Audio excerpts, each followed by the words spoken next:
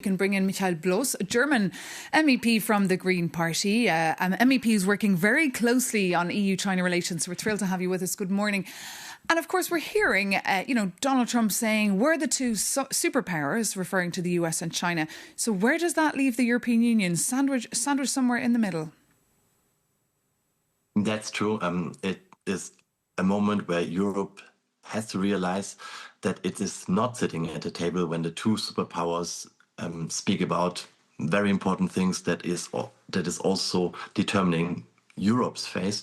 So they're shaking hands over the heads of European leaders, and we have to understand that only when Europe speaks with one voice, when we are better coordinating in our China policy, but also in our US policy, we can have an influence.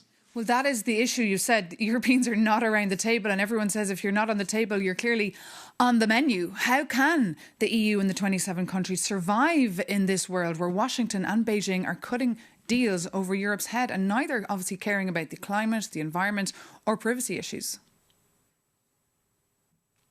Well, it seems that we have to realize that it's difficult to survive if we're not speaking with one voice. But it's really, Europe is squeezed, as it was said already. There is a trade war with the US happening. But also, if we look at our trade relations with China, this has really turned around now.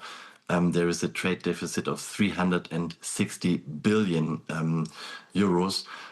So the question is for us, how do we get more autonomy and more sovereignty? And I think the answer is, as I said already, speaking with one voice is very difficult, especially looking at the member states, and China is doing this divide and conquer policy. But it also means, for instance, with regards to energy imports, energy policy becoming sovereign by producing our own energy. And second, I think also rare earths. Europe is absolutely dependent for all its technology on rare earths. And also here we have to diversify and not being so dependent on China. And of course, Donald Trump is a very transactional president. How could deals being struck this week in Beijing impact negatively European industry?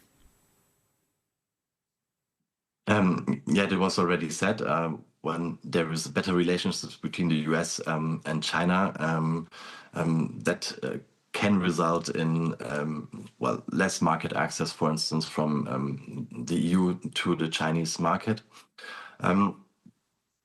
However, I think I want to also discuss on another policy area, which is security. I think that's also very important, and it's interesting, or that there is a risk that the US is less focused on Taiwan.